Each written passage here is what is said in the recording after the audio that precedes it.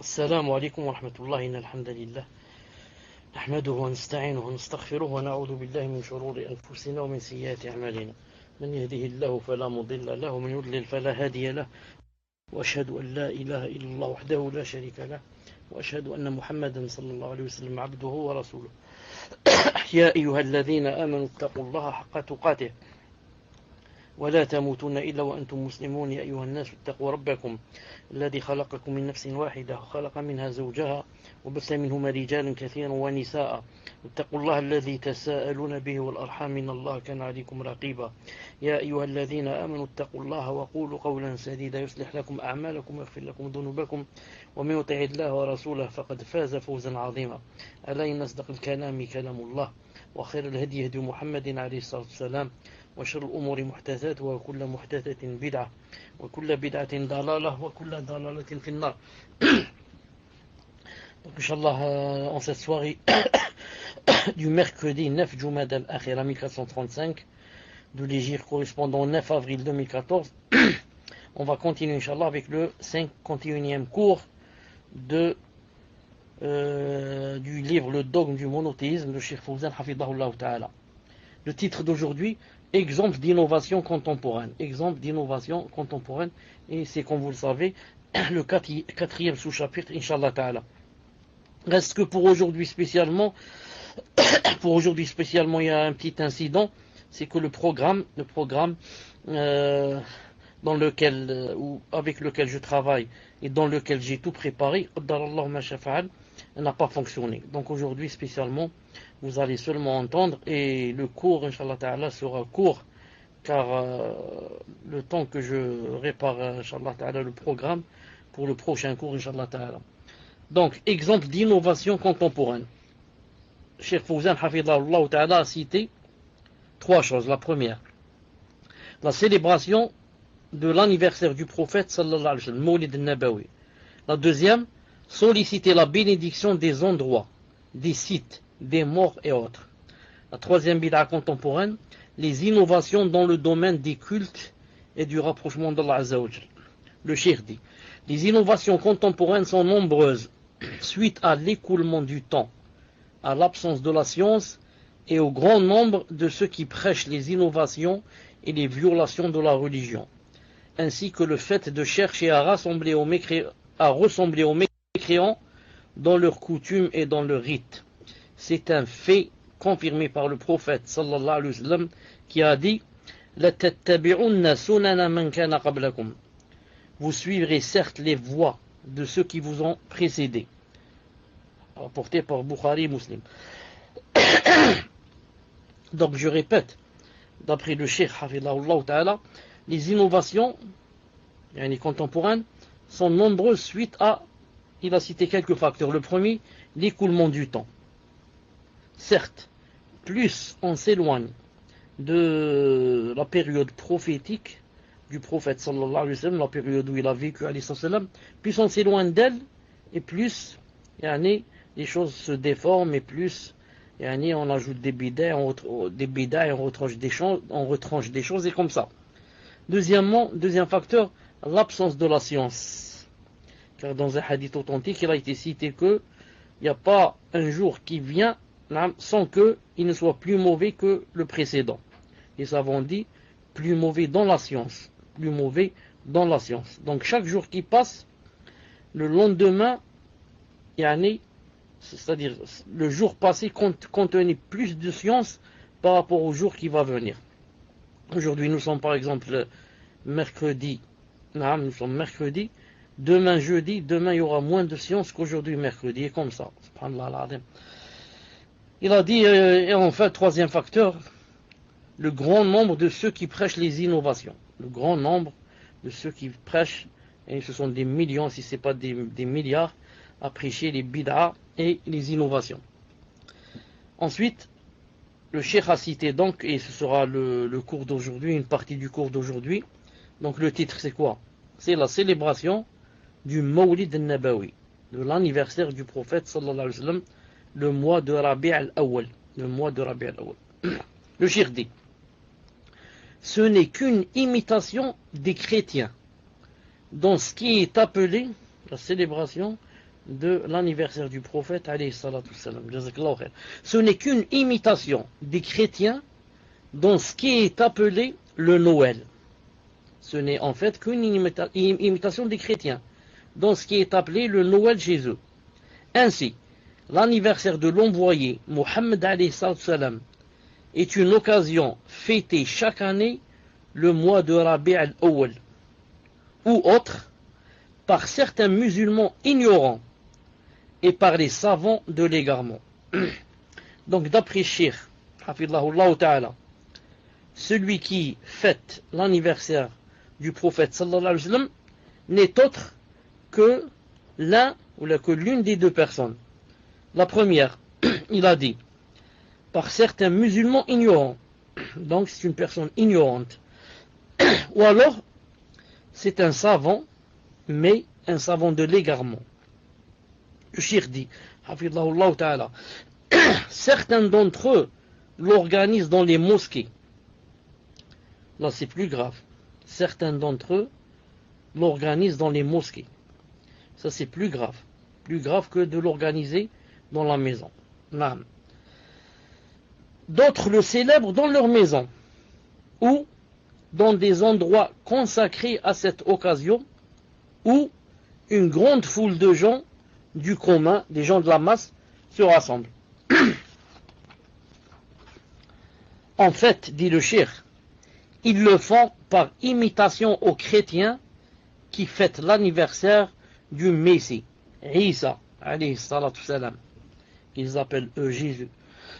Cette cérémonie, en plus d'être une innovation, n'est guère exempte des pratiques d'association et des actes blâmables, tels que chanter des poèmes qui comportent des excès à l'égard du messager, alayhi salatu salam, au point qu'il est invoqué et qu'on lui implore le secours en dehors d'Allah Azza wa Jal, alors que le prophète sallallahu alayhi wa sallam avait interdit l'exagération à son égard lorsqu'il a dit sallallahu alayhi wa sallam la tutruni kama atratin nasara ibn Maryam innama ana abdun faqulu abdullahi wa rasuluh. N'exagérez pas dans mon éloge comme les chrétiens l'ont fait envers le fils de Maryam, c'est-à-dire Marie. Je ne suis qu'un serviteur, dites donc le serviteur d'Allah et son messager. Apporté par Al-Bukhari ou Muslim. Donc il a dit ici le cheikh que, en plus que cette chose est une bid'a, ça pousse à quoi? Ça pousse à faire de l'association et du shirk, comme le font beaucoup de gens en cette occasion, quand ils commencent à quoi? À invoquer le prophète sallallahu alayhi wa sallam, pas à l'invoquer, seulement l'évoquer, mais à l'invoquer et lui implorer le secours en dehors d'Allah Azza wa Jal, ou lorsqu'on commence à chanter des poèmes qui comportent des excès à l'égard du prophète sallallahu alayhi wa sallam, comme quoi il connaît même ce qu'il y a dans la tablette préservée, comme a dit le Boussaïri, comme quoi il connaît même ce qu'il y a dans la tablette préservée qu'Allah subhanahu wa ta'ala nous préserve. Et que la dunya, toute cette dunya, et même l'au-delà, ça vient de sa générosité, sallallahu alayhi wa sallam. Subhanallah al-azim. En outre, ce genre de cérémonie peut être accompagné de mixité. À part maintenant la bid'a et le shirk, en outre, ce genre de cérémonie peut être accompagné de mixité, de comportements immoraux, de boissons enivrantes et autres. Et c'est vrai, Non. Il y a plusieurs fêtes où on commémore le Mawlid al-Nabawi, et ils sont hommes et femmes à danser ensemble. Danser, pas danser dans le sens de la musique, danser dans le sens où ils montent et ils descendent, disent Allahu Akbar, ils font des anachid, hommes et femmes assis ensemble et en train d'applaudir et de réciter des choses. Al-Itra, quand il a dit sallallahu alayhi wa sallam, il a dit la tutruni. Al-Itra dans le hadith signifie l'exagération dans les louanges. La tutruni, n'exagérez pas dans mes louanges. Il se peut même qu'il croit que le prophète sallallahu alayhi wa sallam assiste à leur fête. Naam, j'ai parlé une fois avec une personne, quand j'étais là-bas au Koweït, il y a une personne de la bid'a, des tablirs et en même temps soufis en même temps, qui avait une fois par semaine, chaque jeudi, il faisait une assise comme ça, naam, il faisait le dhikr et il faisait les bid'a, et il laissait une place vide, naam, ils mettent des chaises, et il laisse une place vide. Quand tu demandes pourquoi, il te dit, car le prophète sallallahu alayhi wa sallam vient s'asseoir. Seulement nous on ne le voit pas, mais il est là avec nous, alayhi salam. Pire que cela, à un certain moment, les gens se lèvent, qui sont dans l'assise, se lèvent et vont devant la chaise et lui tendent la main. Zama comme quoi, yani, il lui serre la main au prophète sallallahu alayhi wa sallam, alors qu'en fait, il n'y a qu'un shaitan qui est assis là-bas, et si jamais leur main, c'est-à-dire qu'ils ont touché à la main du shaitan rajim, qui joue avec les gens qui n'ont pas de science,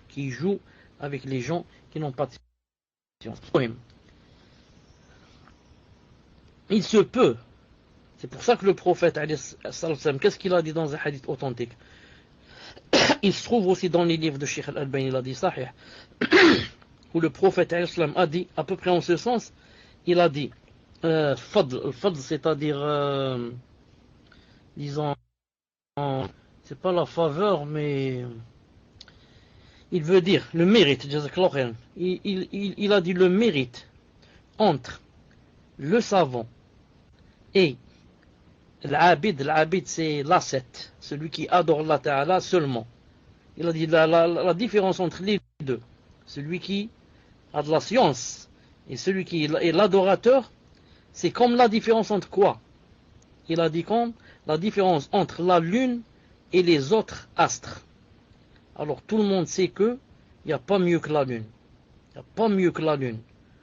Les mérites que la lune a, aucun astre ne l'a. Naam. Comment, subhanallah al-azim, 3 jours dans le mois, elle devient blanche, et comment Allah subhanahu wa ta'ala a mise spécialement pour qu'on sache les calculs, pour qu'on sache les calculs, s'il n'y a pas de la lune, comment faire les calculs, et comment que la lune a un effet spécial sur la mer, ce qu'on appelle le flux et le reflux, la mer quand elle s'en va et quand elle revient, c'est à cause de la lune, et des choses qu'on ne sait pas encore, il a dit, le mérite du savant sur l'adorateur, c'est comme le mérite de la lune sur les autres astres. Et dans un hadith authentique, il a dit, alayhi salam, le mérite du savant sur l'adorateur, c'est comme mon mérite, moi, le prophète, c'est comme mon mérite, moi, sur le dernier de vous. Cheikh Al-Albani a dit authentique. Subhanallah al-azim. Le mérite d'un savant sur l'adorateur, c'est comme le mérite du prophète sallallahu alayhi wa sallam sur le dernier de nous. Allahu Akbar. C'est pour cela que celui que Allah subhanahu wa ta'ala lui veut du bien, qu'est-ce qu'il a dit? Il a dit yufaqihu fi din. Vous connaissez tous le hadith. Quiconque Allah ta'ala lui veut du bien, qu'est-ce qu'il lui fait? Il lui apprend sa religion. Il lui ouvre la porte de l'apprentissage. C'est pas il lui ouvre la porte de la multiplication des prières, ni la multiplication des jeûnes. Il lui ouvre la porte pour qu'il jeûne tout le temps, pour qu'il prie toute la nuit, pour qu'il lise le Coran toute la nuit. Non. Il lui ouvre la porte pour qu'il apprenne et qu'il comprenne. Le fiqh an Allah Azza wa Jalla wa an Rasoulih sallallahu alayhi wa sallam. Ensuite, il a dit, parmi les pratiques blâmables, ça me rappelle aussi une chose. Ça me rappelle une fois, j'ai entendu Cheikh Azhar, qu'Allah subhanahu wa ta'ala le préserve. Il a dit une fois, il y avait un grand rassemblement des tablirs. Il a dit, les gens se sont rassemblés, sont assis pour écouter. Ensuite, celui qui devait leur faire... donc le conférencier s'est assis, naam, Il n'a dit aucun mot, il s'est assis. Ensuite, il est resté comme ça 5 minutes en train de réfléchir. C'est-à-dire en train. Ensuite, on a commencé à entendre des choses comme ça de son nez, comme ça, genre comme ça, il fait comme ça. Genre comme ça. Ensuite, on a vu un peu, ensuite, il a commencé à avoir des larmes dans les yeux. Ensuite, il a commencé un peu à pleurer. Ensuite, il a commencé à lever la voix en pleurant. Ensuite, la salle a commencé à pleurer, du premier au dernier. Ils étaient 500 ou 1000, je ne sais pas. Tous ont commencé à pleurer. Ensuite, tous ont commencé à crier, non seulement à pleurer, c'est-à-dire pleurer à haute voix. Aïe, aïe, à crier, enfin. Ensuite, ils ont fait comme ça à peu près une demi-heure. Ensuite, ils se sont arrêtés. Ensuite, le conférencier les a quittés. Je ne sais pas s'il a dit salam ou il n'a pas dit. Il est parti. Ensuite, quelqu'un s'est levé et a dit Alhamdulillah, Alhamdulillah. Regardez, yani, nos savants. En parlant de regardez nos savants. Voilà les vrais savants. Il n'a pas dit un mot toute la qu'on est ici à parler. Alhamdulillah, regardez les vrais savants. Ils n'ont même pas besoin de parler. Il n'a pas dit un mot. Toute la salle a sangloté, comme on dit. Alhamdulillah, voilà le vrai ilm, voilà la vraie science. Voilà les vrais savants, Rabbaniyoun. Ce sont les vrais savants, ceux-là. Naam, alhamdulillah, masha'Allah at-tablir, masha'Allah, vive tablir. Al-Muhim. Ce qu'il a dit ici, il a dit parmi les pratiques blâmables qui caractérisent de telles cérémonies, il y a les chants mélodieux en groupe et l'utilisation de tambours, y compris les évocations soufis innovées. D'autant plus que ce sont des lieux où il arrive de trouver la mixité, ce qui peut mener au désordre et aux turpitudes. Et même si cette fête était exempte de pareilles interdictions, en se limitant à se réunir, à manger et à manifester de la joie, cela reste une innovation inventée, et toute invention dans la religion est innovation, et toute innovation est égarement. De plus, ce genre de fête est amené à évoluer et intégrer les mêmes pratiques blâmables qui se déroulent dans d'autres fêtes. Il se peut que quelqu'un, peut-être des nouveaux avec nous, je ne sais pas, n'ont pas bien compris ce que j'ai voulu dire, ou bien ont compris de travers. Quand je parlais des tablir ici, je parlais d'eux en mal, bien sûr. Je disais, voilà, leur jahl et leur ignorance a fait d'eux que voilà ce qu'ils ont fait. Donc, ça s'appelle en arabe usloub tahakoumi. Donc, je n'étais pas en train de faire de leurs éloges, mais plutôt de les critiquer, pour ceux qui n'ont pas compris. Le shirdi, nous disons que c'est une innovation, c'est-à-dire fêter la naissance du prophète, l'anniversaire. Il dit c'est une innovation, car elle n'a aucune origine, ni dans le Coran, ni dans la Sunna, ou encore dans les pratiques des pieux prédécesseurs et chez les meilleures générations. Écoutez bien, elle fut instaurée, c'est-à-dire pour la première fois, le Mawlid al-Nabawi et la cérémonie de l'anniversaire du prophète. Elle fut instaurée plus tard, après le 4e siècle de l'Hégire. Elle fut instaurée par qui? Par les Fatimides, chiites. Fatimides, ça vient de Fatima. Zahmahadou, ils suivent Fatima, la fille du prophète, chiite, qui était, vous savez où? En Égypte. L'imam Abu Hafs, Taj al-Din al-Fakihani, qu'Allah Ta'ala lui accorde sa miséricorde, a dit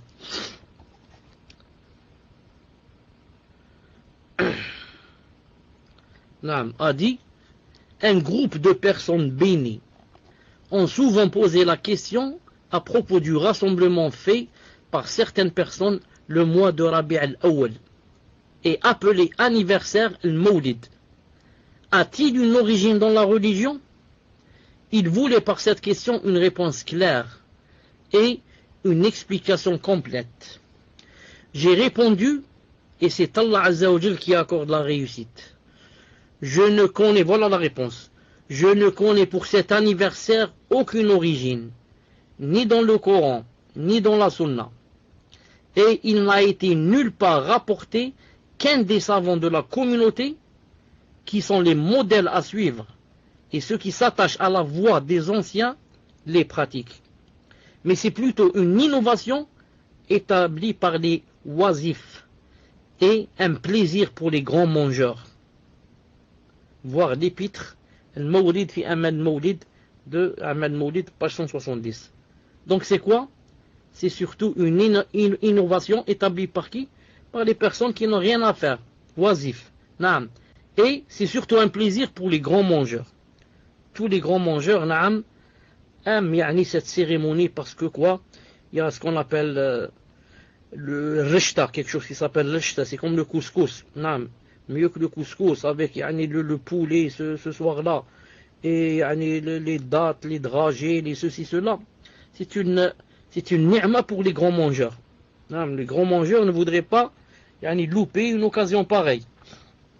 Cheikh l'Islam Ibn Taymiyyah, qu'Allah Ta'ala lui accorde la miséricorde, a dit, il a dit, de même, l'innovation adoptée par certains, que ce soit par imitation aux chrétiens concernant le Noël, ou par amour ou vénération pour le prophète sallallahu alayhi wa sallam, en célébrant son anniversaire, malgré la divergence sur son jour de naissance, est une pratique qui n'a été nullement adoptée par les prédécesseurs. Non. On va voir dans le prochain cours, Inch'Allah Ta'ala, que même le fait de dire que le prophète est né le 12 de Rabi' al-Awwal, il n'y a aucun délit. Aucun. Même beaucoup on dit le 9, pas le 12. D'autres on dit non, le 11, et comme ça. Il y a 7 avis sur quel est le jour où il est né, sallallahu alayhi wa sallam. Et pourquoi il y a une différence, une divergence pareille? Pourquoi? Car Allah Ta'ala a voulu, et a fait ainsi, pour que il n'y ait pas ce Mawlid Nabawi. Comme ça, quand il y a une divergence, beaucoup vont dire, puisque c'est pas sûr que c'est le 11 ou le 12, là, je préfère ne pas faire. Non. Ici, cela comporte, Cheikh l'Islam continue, ici, cela comportait un bien pur ou prépondérant, khalis, ou bien rajih. Ils auraient été plus dignes que nous de le pratiquer, car ils éprouvaient plus d'amour et de respect que nous pour le prophète alayhi salam, et étaient plus soucieux à faire le bien. Est-ce que nous, on aime le prophète alayhi salam plus que les sahaba? Est-ce que quelqu'un de nous, de nos jours, même parmi les grands savants, peut dire, moi, j'aime le prophète sallallahu alayhi wa sallam plus que Abu Bakr Siddiq, plus que Omar, plus que Uthman, plus que Ali radiyallahu ta'ala anhum, mais les autres? Est-ce que c'est possible? C'est pas possible. Si un grand savant ne peut pas dire ça, qu'en est-il de nous, les gens de la masse? Ensuite, eux, les sahaba, qui l'aimaient plus que leur père et plus que la personne la plus chère, n'ont pas fêté son anniversaire. Alors toi, tu viens prétendre que tu vas fêter son anniversaire car tu l'aimes plus que. C'est pas possible, mensonge, ce n'est qu'un mensonge, c'est pas vrai. Non. Le Cheikh Islam n'a pas terminé. Il a dit, mais son amour, l'amour du prophète alayhi salam, et sa vénération s'expriment seulement en le suivant et en lui obéissant. En faisant quoi? Par la revivification de sa sunna, tant en apparence qu'intérieurement. La propagation de son message et l'engagement quant à cela par le cœur, la main et la parole. Telle était la voie des premiers croyants parmi les immigrés, les auxiliaires et ceux qui les ont suivis avec bienfaisance. Voir Iqtida Sirat Mustaqim, tome 2, page 615. Naam, si vraiment tu aimais le prophète alayhi salam, tu l'aurais pris comme modèle. Tu l'aurais pris comme modèle. Tant dans l'apparence qu'intérieurement. Alors si tu vas voir ceux qui fêtent l'anniversaire du prophète sallallahu alayhi wa sallam parmi les hommes. Sur 10, tu vas trouver 1 ou 2 qui ont la barbe. 8 ne l'ont pas. Et il te dit, j'aime le prophète alayhi salam. Sur les 10, 9, ou alors les 10, leurs pantalons descendent au-dessous des chevilles. Et le prophète sallam a interdit, il a dit ça, c'est dans le feu. Il te dit, moi j'aime le prophète sallallahu alayhi wa sallam. Si tu l'aimais, tu l'aurais pris comme modèle. Quand on aime quelqu'un, on voudrait faire comme lui. Vous voyez pas ceux qui aiment Michael Jackson, comment qu'ils voudraient s'habiller comme lui, comment qu'ils font pour leurs cheveux. Non. Si vous aimez Allah Ta'ala dit, si vous aimez vraiment Allah, alors suivez-moi. Et vous voyez pas celui qui aime un footballeur. Et il aime par exemple, je ne sais pas qui, un footballeur, comment il s'appelle, Messi par exemple. Si Messi va enlever tous ses cheveux, lui il enlève tous ses cheveux. S'il met un tricot rouge, il met un tricot rouge. Et comme ça, quand on aime quelqu'un, voilà. Quand on aime quelqu'un, qu'est-ce qu'on voudrait? On voudrait l'imiter. On voudrait être son sosie. On voudrait lui ressembler dans toutes les choses. La façon de s'habiller, la façon de parler, la façon de penser, la façon le mode de vivre. Et comme ça.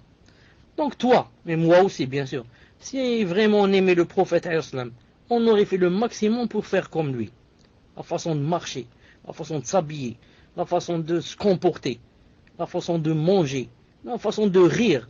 Dans toutes les choses, on aurait essayé de l'imiter sallallahu alayhi wa sallam.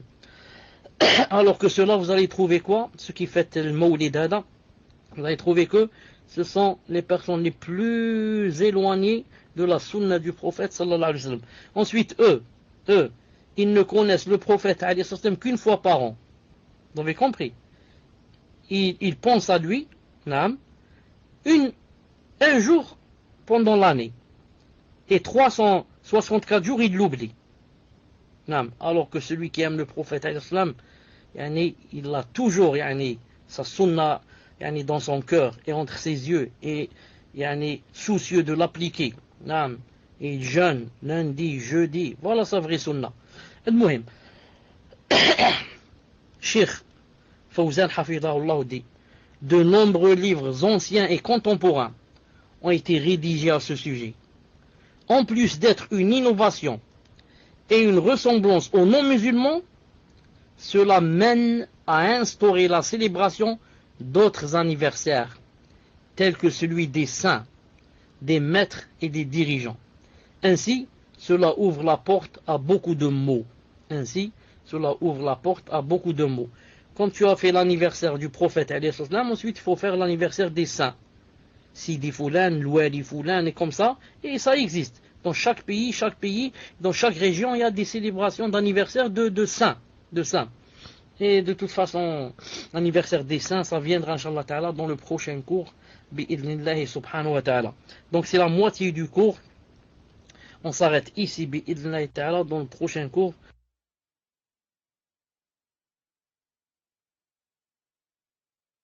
On termine ce qu'il y a. Ashhadu an la ilaha illa ant, astaghfiruka wa atubu ilayk. Assalamu alaykum wa rahmatullahi wa barakatuh. Bismillah wa salatu wa salam ala rasulillah. Ma ba'd cheikh.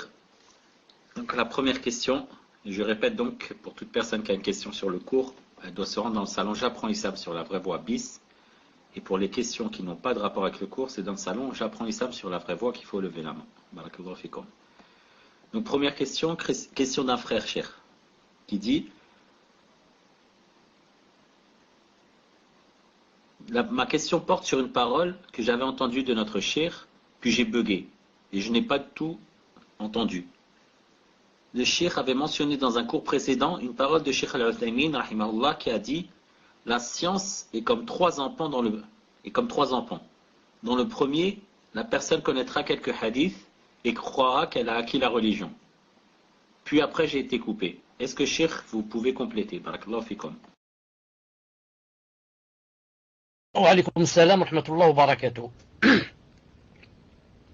Taïb, moi je connais la réponse là, mais je voudrais que quelqu'un de vous donne la réponse pour voir, Inch'Allah Ta'ala, si vous vous assimilez les cours ou pas. Entre parenthèses, je dis que Cheikh Ibn Uthaymin rahimahullah a expliqué ici un livre de Bakr Abu Zayd rahimahullah ta'ala. Naam. Et c'est Bakr qui a dit que c'était 3 enfants. Tfadlal, si l'un de vous, Inch'Allah ta'ala, peut nous dire c'est quoi les 3 enfants. Et le premier, c'est comme il a dit. Le premier enfant, la personne croit que il lui arrive quoi, ce qu'on appelle takabbar. Naam. Juste à dire quelques hadiths là, il croit que khlas, il est devenu savant. Et il commence à ne pas parler avec n'importe qui, essayer de corriger aux gens, etc. Pourquoi? Parce qu'il est dans le premier enfant. Taïb, quels sont les 2 autres enfants? Tfadlal. Et Pierre, je vous propose, en attendant que les frères et sœurs répondent, et on voit donc les réponses à Mahmoud ibn Hassan ou un autre admin, je vous propose de vous poser la deuxième question, Inch'Allah, cher. Question d'un frère qui dit: j'aimerais savoir ce qui est plus grave entre une personne qui prie mais qui commet des bid'a, des innovations, et une personne qui ne prie pas mais ne fait pas d'innovation. Barakallahu fikum, cher. Les 2 ne sont pas bien. Les 2 ne sont pas bien. C'est comme si quelqu'un disait quelle est la meilleure des choses. Une femme qui n'est pas voilée. Mais alhamdoulilah, elle a un bon caractère, elle a un bon comportement, elle ne ment pas, etc. Ou bien l'autre, elle a le djilbab et elle ment, et c'est une voleuse. Qu'est-ce qu'on va dire? On va dire les 2 ne sont pas bien. Les 2 ne sont pas bien. Là, taïb. Ou alors on va dire l'autre est mieux dans le djilbab et l'autre est mieux dans le fait qu'elle ne ment pas. Et ici on va dire l'autre est mieux en ce sens qu'il fait la prière et l'autre est mieux en ce sens que quoi? Qu'est-ce qu'il avait dit entre quelqu'un qui est mieux en ce sens qu'il ne fait pas de bid'a. En ce sens qu'il ne fait pas de bid'a. Sinon le meilleur d'entre eux c'est qui? C'est celui qui prie et ne fait pas de bid'a. Celui qui prie et ne fait pas de bid'a. Tfadlal. Oui, cher. Est-ce qu'on donne la réponse pour la question précédente ou est-ce que je passe à la 3e question? Comme vous voulez, cher. On attend un peu, donc on pose la 3e question, Inch'Allah. 3e question. J'aimerais savoir... Ce n'est pas en rapport avec le cours. 3e question d'un frère donc qui dit: pouvez-vous expliquer la parole célèbre de Omar ibn al-Khattab lors de la revivification de Salat al-Tarawih? Ni'matu hadihi bid'a. Quelle bonne innovation que celle-ci, dont les gens des passions utilisent pour faire croire aux gens qu'il y a des bonnes innovations. Car ce athar pose ambiguïté à certains qui n'arrivent pas à répondre à cela. Donc, Cheikh y a déjà répondu, mais si vous souhaitez, Cheikh, répéter, vous avez parlé dans le cours précédent. Donc, une personne ici, Soufa 83 dit, le premier enfant, c'est Yatakabbar. Le deuxième, il dit, j'ai encore beaucoup d'apprendre. Et le troisième, il dit, je connais rien. Le troisième, c'est vrai. Il dit, je ne connais rien. Mais le deuxième, il dit pas, j'ai encore beaucoup d'apprendre. Il dit, Mouna 5, deuxième étape, la modestie. Il voit que voilà, ça, la modestie, voilà, c'est... L'autre personne n'a pas cité la modestie. Elle a dit, il voit qu'il a beaucoup à apprendre. C'est vrai. Donc, premier enfant, quelques hadiths ou quelques versets, il devient orgueilleux, mutakabber. Il dit, khlas, je suis le savant de la terre. Le deuxième enfant, il avance un peu, il devient modeste. Il dit, il reste beaucoup de choses. Le troisième enfant, une personne il apprend, il se rend compte qu'elle est ignorante, car la science est infinie. Naam, Abu Turab 01. Naam. Donc, c'est comme ça, Inch'Allah. Taïb. Pour la parole de Omar ibn Khattab, Ni'mat al-Bid'a, je l'ai expliqué dans un cours passé. Et, alhamdoulilah, je vous ai dit que le cours d'aujourd'hui, dans le livre, le Coran et la Sunna, si elle a un support dans le Coran et de la Sunna et quelqu'un dit d'elle c'est une bid'a, ça veut dire bid'a au sens linguistique du mot. Car bid'a a 2 sens. Bid'a religieuse et bid'a dans le sens linguistique. C'est comme on dit l'avion c'est une bid'a. Non. Mais c'est seulement linguistique. C'est pas que si tu montes dans l'avion tu as des péchés. Et ici, salat tarawih, elle existait déjà. Et le prophète alayhi salam l'a fait 3 fois. Mais Omar ibn Khattab, qu'est-ce qu'il a fait? Il a vu des gens prier par groupe. 2, 3, 2, 3 là, 2, 3, 4 là. Il les a groupés sous un seul imam. Il a dit, c'est une bonne bid'a. Le fait de les grouper comme ça, sous un seul imam. Mais c'est linguistique. C'est-à-dire qu'on n'a pas de péché parce que les tarawih ont été par le prophète sallallahu alayhi wa sallam. Tfadlal. Mais ça viendra aussi dans le prochain cours. Inch'Allah ta'ala. Tfadlal. Barakallahu fikum, cher. 4e question. Question d'un frère qui dit: Cher, comment se comporter avec les membres de notre famille qui fêtent l'anniversaire du prophète alayhi salatu wassalam? Naam, il faut se comporter surtout avec hikmah. Comment avec hikmah? C'est-à-dire, moi, je leur dis ce que disent les savants et je leur montre aussi que ceux qui ont dit que ça se faisait, etc., c'est pas l'avis le plus fort, c'est l'avis faible, car les sahaba ne l'ont pas fait, les tabi'un ne l'ont pas fait, les tabi'in ne l'ont pas fait. Ensuite, ça c'est du côté science. Ensuite, il y a le côté pratique. C'est quoi? C'est quand ils m'invitent à manger, je ne mange pas. Ni je participe avec eux, ni je m'assois avec eux ce soir-là. Non, je ne reste pas dans la chambre où ils font les chants, etc. Et ce qu'ils ont à manger, je mange. Je leur dis donc, faites, moi je vais manger dans un restaurant et je reviens. Je vais manger dans une gargote et je reviens. Comme ça. Ce n'est pas, tu parles. Ensuite, quand ils mettent le poulet, tu te bagarres. Et tu dis à ton frère, tu lui voles sa part. Dans ce cas, ils vont dire, celui-là c'est un menteur. Non, il disait, il n'y a pas Maulid Nabawi et il a mangé plus que nous. Vous avez compris? Non. Moi, personnellement, plusieurs fois, les voisins d'ici, de palier avec palier, nous envoient la nuit, la veillée, des choses que vraiment ça fait longtemps qu'on n'a pas mangé et qu'on désire. Vraiment des choses que ça fait longtemps qu'on n'a pas mangé et on les jette malgré que dans c'était possible, j'aurais mangé. C'est pas seulement ce qu'il y a dans l'assiette, mais aussi l'assiette. L'assiette, je la mange. Mais là, je mange pas. Je dis pas aux gens c'est une bid'a, ensuite moi je mange. Là, Cheikh Ibn Uthaymin rahimahullah a dit, tout ce qui a été la cause de la bid'a, en ce qui concerne un aliment, il ne faut pas le manger. Sauf quoi? Les savants ont dit, sauf ce qui a été créé par Allah subhanahu wa ta'ala.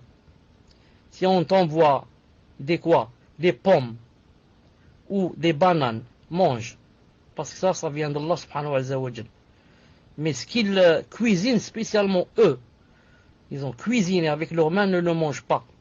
Il y a un hadith de Ali ibn Abi Talib radiyallahu ta'ala anhu, dans le livre de Iqtida Sirat Mustaqim de Cheikh Islam Taymiyyah. C'est lui qui a cité le hadith de Ali, il a dit sahih, qui dit il a dit manger de quoi? Manger des fruits. Il ne mangeait pas d'autre chose. Et je crois que c'est aussi, ça provient de Aïcha, je crois aussi, radiyallahu ta'ala anha. Tfadlal. Barakallahu fikum, cher. Question suivante d'un frère qui dit: Cher, vous avez dit que celui qui fête l'anniversaire du prophète alayhi salatu wassalam est soit un musulman ignorant, soit un savant de l'égarement. Donc si on explique aux musulmans ignorants que ceci est une innovation, mais qu'il persiste tout de même dans cette voie, alors dans quelle catégorie rentre-t-il? Barakallahu fikum, cher. Je me répète parce que je n'ai pas été clair peut-être. Si on explique aux musulmans ignorants que ceci est une innovation, mais qu'il persiste dans son innovation, cher, alors dans quelle catégorie entre-t-il? Quand celui qui a posé la question a dit que j'ai dit, normalement il devait dire Cheikh Fawzan a dit. Hafidhahullah ta'ala. Vous avez compris? Al-Muhim. Donc Cheikh Fawzan a dit Hafidhahullah ta'ala que celui qui fête ne sorte pas de l'un des deux groupes. Ou bien c'est un musulman ignorant, ou bien s'il est savant, c'est un savant de l'égarement. Je dis maintenant le musulman ignorant, si tu lui donnes tous les délils et il ne veut pas écouter, il lui reste peut-être toujours une choubha. Quelle choubha? de dire que toi, par exemple, tu ne le connais pas mieux que le savant qu'il a écouté. Comme ça, il a dans le cœur. Il dit, qui c'est celui-là, un jeune de 20 ans ou là, 25 ans là, et tout juste il vient de changer ses dents, alors que moi je prends de X. Et il cite quelqu'un de 70 ans, pour lui qui est un savant. Il dit, comment, celui-là il connaît mieux que l'autre. C'est pas possible. Non, il a toujours une choubha dans son cœur. On dit de lui, c'est un ignorant. Miskin, c'est un ignorant qui est noyé dans l'ignorance. Mais contre, commence à quoi? À donner des délits. Naam. Ou, comme on dit en arabe, yantasir. Yantasir li madhabihi al-batil bil adilla. Il commence à donner des délits et à réfuter. À refuter les délits de ceux qui disent que c'est pas permis. Il commence à faire des ceci. Ça devient mubtadi'. Pourquoi? Parce qu'il parle avec des délils. C'est pas comme l'autre, le miskin. Mon père et ton grand-père qui, ce sont des musulmans de la masse qui croient que, ils vont avoir des ajr comme ça. Naam, tfaddal. Barakallahu fikum, cheikh. Question suivante, il me semble la 7e, d'une sœur qui dit: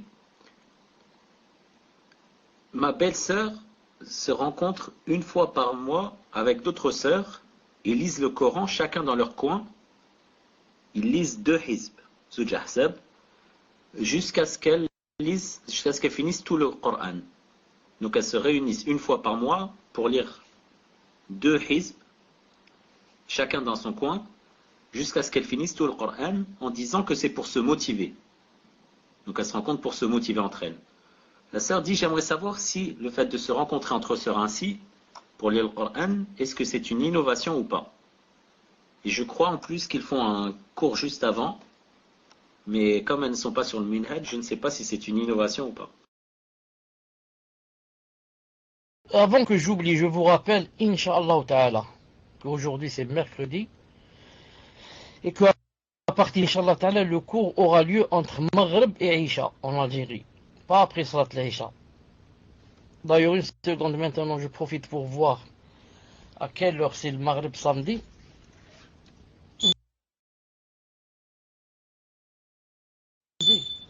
Non, une seconde. Maghreb, le Ricard, c'est l'Adhan. Ensuite, 10 minutes. Ça veut dire que ça devient 7h20, 25. Ensuite, 10 minutes à peu près pour... là, 10 minutes pour commencer la prière, maintenant 10 minutes pour prier. Disons une demi-heure après l'Adhan. Donc 19h15 plus 30, ça devient 19h45. À peu près 10 ou 15 minutes pour arriver à la maison. Donc 20h. Donc Inch'Allah Ta'ala, le prochain cours de samedi sera à 20h bi'idhnillahi subhanahu wa ta'ala. Ensuite là, maintenant j'arrête Inch'Allah Ta'ala 10 minutes pour aller manger. Si vous pouvez, barakallahu fikum. Si vous pouvez pas, la yukallifu Allahu nafsan illa.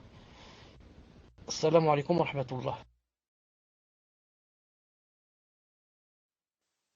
Les admins, est-ce que vous avez entendu ce que j'ai dit par rapport au manger? Vous avez entendu ou là vous n'avez pas entendu? D'accord, mais là tout à l'heure Inch'Allah. Assalamu alaikum.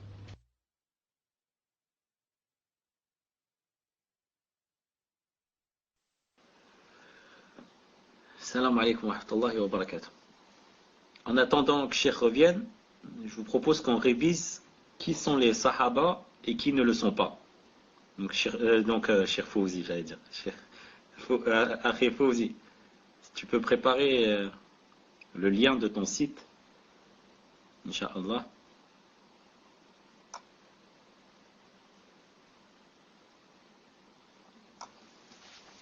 D'accord, avec Cheikh Fouzi, du 30.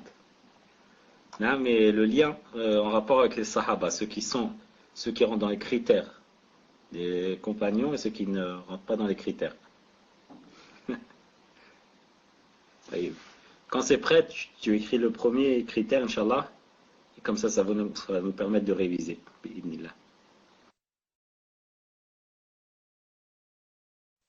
Fawzi, t'as pu trouver le lien?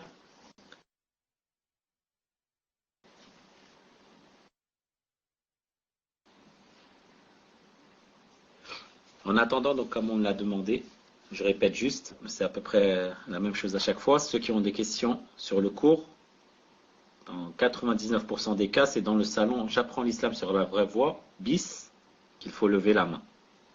Pratiquement chaque cours.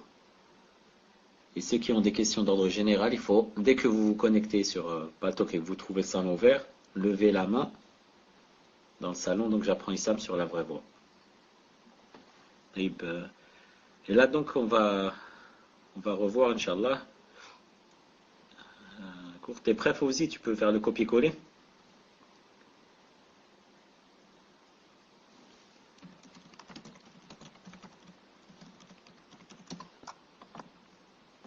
On commence par la définition.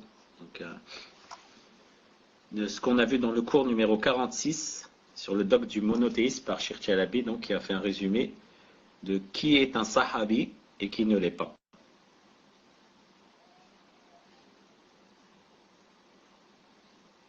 Donc la première chose, tu peux nous mettre la définition déjà.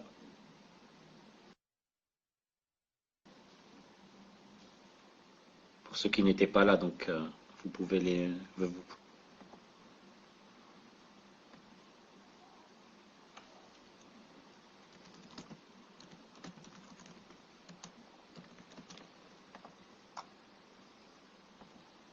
Tfadal Fawzi, si tu peux passer la deuxième.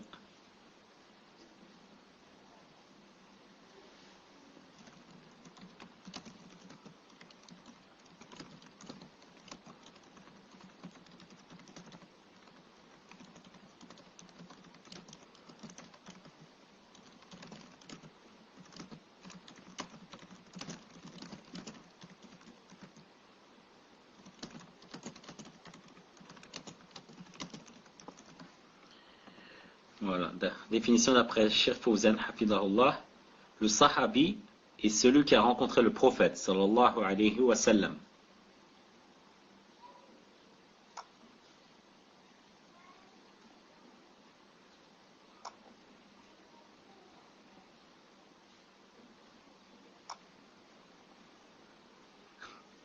Vendredi, tu étais un peu plus rapide aussi.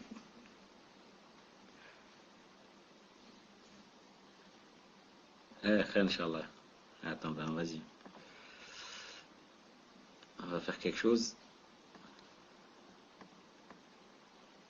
Parce que sinon, Cheikh aura temps d'arriver au dessert qu'on n'aura pas commencé.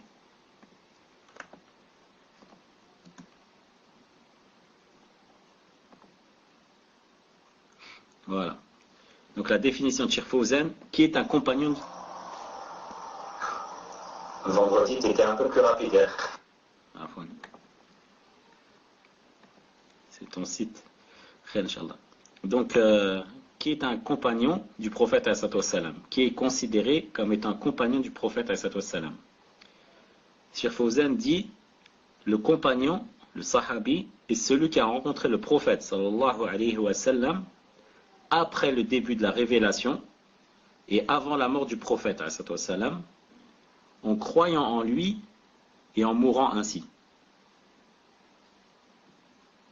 Cette définition a été donnée Jamia wa Oman, c'est-à-dire de façon à ce qu'elle remplisse toutes les conditions et de façon à empêcher d'ajouter quelque chose à cette définition. Donc pour que quelqu'un rentre dans le critère du sahabi, il faut qu'il regroupe ces conditions, à savoir avoir rencontré le prophète mais l'avoir rencontré après le début de la révélation et avant sa mort, tout en croyant en lui et en mourant ainsi, c'est-à-dire musulman. Et voilà donc ceux qui rentrent dans cette définition.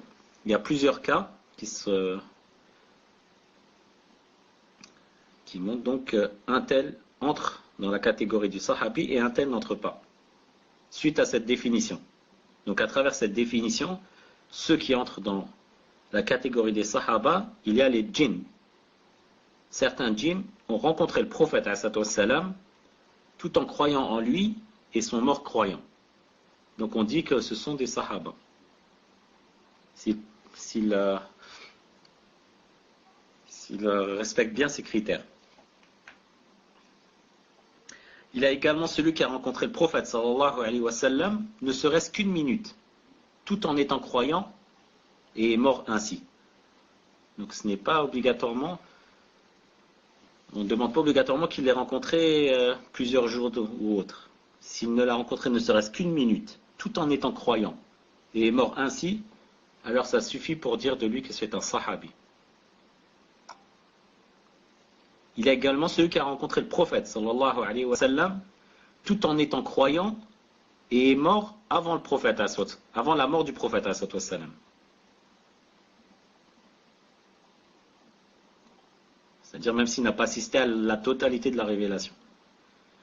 Il y a également celui qui a rencontré le prophète sallallahu alayhi wa sallam, même avant la puberté, quel que soit son âge, tout en étant croyant et est mort ainsi.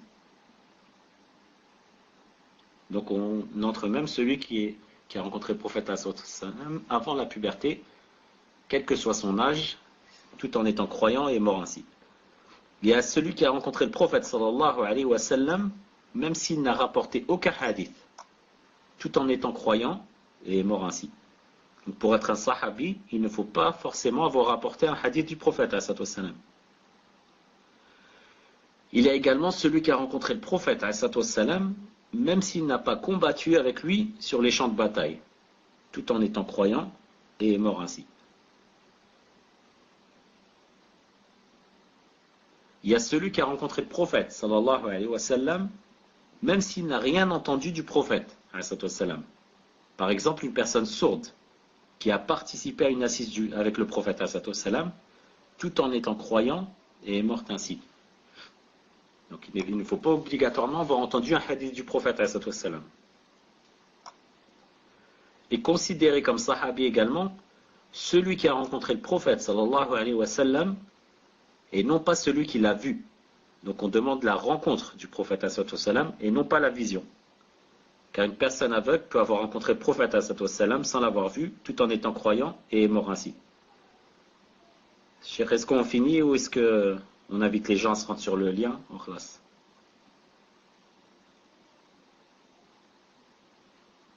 D'accord. Il y a également celui qui a rencontré le prophète sallallahu alayhi wa sallam après le début de la prophétie, et qui, après la mort du prophète sallallahu alayhi wa sallam, a apostasié. Puis est retourné à l'islam et est mort musulman. Donc certains savants disent de lui que c'est un tabi'i et non un sahabi, donc ils l'ont dégradé, mais l'avis le plus fort est qu'il fait partie des sahaba. Donc ça c'est la catégorie de ceux dont on dit que ce sont des sahaba, et maintenant on va voir ceux qui ne sont pas considérés comme étant des sahaba, et parmi eux, celui qui a cru au prophète sallallahu alayhi wa sallam, mais ne l'a jamais rencontré. Par exemple, le Négus d'Éthiopie, qui est devenu croyant lorsque le prophète sallallahu alayhi wa sallam envoyait Ja'far pour lui faire da'wa. Mais il ne l'a jamais rencontré. Et il est considéré comme un tabi'i et non pas comme un sahabi. Il y a également ceux qui ont rencontré le prophète sallallahu alayhi wa sallam en étant mécréant, kafir, même s'il est devenu musulman après la mort du prophète sallallahu alayhi wa sallam.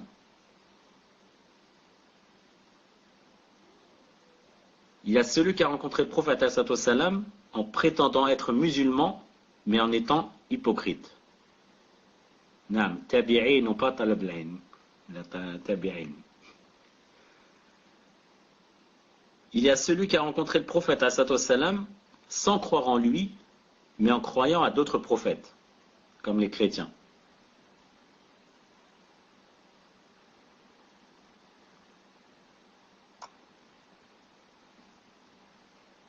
Il y a celui qui a rencontré le prophète sallallahu alayhi wa sallam avant le début de la prophétie, c'est-à-dire qu'il a rencontré Mohammed, mais il n'a pas rencontré le prophète. Il a rencontré Mohammed en tant qu'homme avant sa prophétie, mais il ne l'a pas rencontré suite à la prophétie.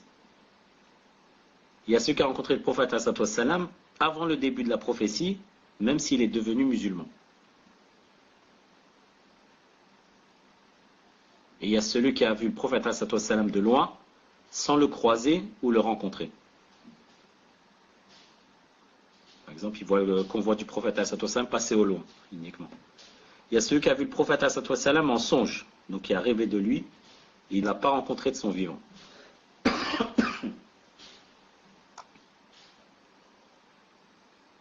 Il y a celui qui a rencontré le prophète sallallahu alayhi wa sallam après la prophétie, et qui, après la mort du prophète salam a apostasié. Voilà donc ceux qui rentrent dans les critères des Sahaba et ceux qui ne rentrent pas dans ces critères-là. Et vous avez donc le lien, il s'agit du cours numéro 46.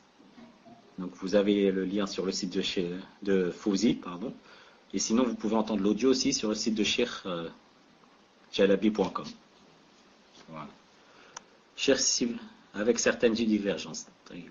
Barakallahu fikum, Cheikh, pour cette précision. Est-ce qu'on passe à la première question, Cheikh, enfin la question suivante? Naam, est-ce que vous m'entendez, Inch'Allah? Alhamdoulilah, est-ce que vous m'entendez? Alhamdoulilah. Pour la question des sœurs qui se rencontrent pour lire le Coran, etc., je dis, Allah subhanahu wa ta'ala, alam. Ça me rappelle le hadith du prophète sallallahu alayhi wa sallam. مجتمع قوم في بيت من بيوت الله يتلون كتاب الله ويتدارسونه فيما بينهم. Et la fin du hadith.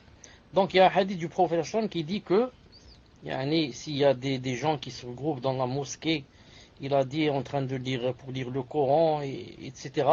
Les anges vont les envelopper de leur rahma, etc. Al-Muhim. Allah Ta'ala va les envelopper de leur rahma et les anges vont descendre avec la sakina. Al-Muhim, c'est permis de se rencontrer pour apprendre le Coran, pour le lire et pour aussi le réciter dans le but de bien le maîtriser, Inch'Allah Ta'ala. Al-Muhim, ce qui n'est pas bien, c'est quoi? C'est disons, de croire que il y a certains jours où c'est bien de se rencontrer. Si on dit par exemple, on doit se rencontrer chaque mardi. Pourquoi chaque mardi? Ce n'est pas parce que c'est le jour où on ne travaille pas. Si c'était comme ça ne fait rien. Mais non, il te dit parce que mardi, c'est bien on a plus de récompenses et c'est plus aimé par Allah. Comme ça devient une bid'a. Vous avez compris? Mais si on se rencontre chaque mardi, à cause c'est le mardi, on va passer tout. Les autres jours on travaille, on ne peut pas se rencontrer. Il n'y a aucun interdit, bi'idhnillah subhanahu wa ta'ala, car le choix du jour ou du mois, par exemple, une fois par mois, ce n'est pas parce que on a beaucoup plus de récompenses si on fait ainsi, mais c'est parce que c'est par exemple la seule occasion où on peut se rencontrer. Si c'est comme ça, ce n'est pas interdit, bi'idhnillah ta'ala. On raconte de Cheikh Ibn Uthaymin, rahimahullah ta'ala, que quand il allait de sa maison vers la mosquée, il y avait toujours quelqu'un avec lui. Et des fois c'est Cheikh Ibn Uthaymin rahimahullah qui lit et l'autre écoute. Ensuite il lit thum ou bien roba. Ou bien ensuite après c'est l'autre qui lit et Cheikh Ibn Uthaymin qui écoute et en même temps bien sûr corrige. Et quand il a dit comme ça jusqu'à ce que le Coran se termine. Ensuite quand le Coran se termine, si c'est Cheikh Ibn Uthaymin rahimahullah qui avait commencé du début, Alif Lam Mim Dhalika al-Kitab la rayba fih, donc maintenant c'est l'autre qui commence. Comme ça, il va se passer quoi? Il va se passer que les parties que Cheikh Ibn Uthaymin avait entendues et pas lues, maintenant c'est lui qui va les lire. Et les parties que l'autre personne avait entendues et pas lues, maintenant c'est l'autre personne qui va lire. Bi'idhnillahi ta'ala. Tfadlal. Allah fait comme cher. Question suivante d'une sœur qui dit, ou d'un frère pardon, qui dit: j'aimerais juste savoir, c'est plutôt une précision, j'aimerais juste savoir si le cheikh peut envoyer un hadith qu'il a cité la semaine dernière en répondant à une question, en expliquant que celui qui court derrière l'argent, Allah ne mettra pas la baraka dans son temps et son argent. Et il voudra toujours plus d'argent, etc. Si vous pouvez répéter le hadith qui va dans ce sens, cher. Je ne veux pas le répéter de ma tête seulement, mais donnez-moi quelques secondes, je le fais sortir, Inch'Allah, du programme. Une seconde. Si ça s'affiche, dites-le. Sinon, Inch'Allah ta'ala. Alhamdulillah. Akhira. Si c'est affiché. طيب. Juste, je vous dis que c'est le numéro, une seconde, c'est le numéro 6516 dans Sahih al-Jami'. 6516. Je vais l'écrire. 6516 dans Sahih al-Jami' de Sheikh al-Albani rahimahullah ta'ala. Oui, il l'a cité aussi dans Silsila Sahiha 949. Silsila Sahiha 949. 949. Silsila Sahiha. Qu'est-ce qu'il a dit alayhi salam? Man kanat hammuhu al-akhirah. Celui qui, yani son souci c'est l'au-delà. Jama'a Allahu lahu shamlah. Allah subhanahu wa ta'ala va lui regrouper, yani disons sa famille. Wa ja'ala ghinah fi qalbihi. Et va lui mettre son enrichissement dans son cœur. Wa atathu ad-dunya raghima. Et ce bas monde viendra, yani plié. Il viendra, yani comme on dit, prosterné devant lui. Wa man kanat hammuhu ad-dunya. Et quiconque, son souci c'est la dunya, c'est ce bas monde. Farraqa Allahu alayhi amrah. Allah subhanahu wa ta'ala va lui disperser sa famille. Ici il a dit, va lui disperser son affaire. Dans un autre hadith authentique, va lui disperser, yani shamlahu, sa famille. Naam. Wa ja'ala faqrahu bayna aynayhi. Et va lui mettre sa pauvreté entre ses yeux. C'est-à-dire tout le temps il va se dire je suis pauvre, je suis pauvre, je suis pauvre. Pourquoi? Parce qu'il ne pense qu'à la dunya, c'est pas son but, c'est pas l'au-delà. وَلَمْ يَأْتِهِ مِنْ دُنْيَا إِلَّا مَا كَتَبَ اللَّهُ لَهُ. Et Allah Ta'ala ne lui donnera de cette dunya que ce qu'il lui a écrit, que ce qu'il lui a écrit. C'est un hadith qui me plaît beaucoup. Non, plusieurs fois je le citais comme ça à des frères. Non, je leur disais regardez, yani, la personne, quand c'est son but, quand ton but c'est l'au-delà, subhanallah al-azim, le bas monde, il vient et prosterner à toi. Quand ton but c'est la dunya ne vient pas. Subhanallah al-azim. Elle ne vient qu'Allah subhanahu wa ta'ala a écrit. Et ensuite le deuxième hadith que j'avais cité la fois passée, où Allah subhanahu wa ta'ala a dit Abdi, tafarrag li, mon serviteur. Naam. Yani vide-toi. Bon, c'est pas vide-toi, c'est-à-dire libère-toi. Naam. Pour yani mon adoration. Amla qalbaka ghinan. Je vais remplir ton cœur de richesse. Naam. Wa yani atatka dunya raghima. Et la dunya viendra yani à toi pliée. Naam. Si tu ne fais pas, c'est-à-dire si tu ne veux pas m'obéir et tu ne le fais pas, je ne veux pas te vider de toutes choses, spécialement pour être pour moi. Il a dit quoi? Il a dit mala'tu, il a dit lam asud faqrak. Alors je ne vais pas subvenir à ta pauvreté. Wa, et plus important et plus grave, qu'est-ce qu'il a dit? Wa mala'tu yadaka shughlan. Je vais remplir ta main de shughl, disons d'occupation. Tu vas te trouver tout le temps occupé, tout le temps occupé, tout le temps occupé. Et occupé bien sûr dans le sens que c'est une punition.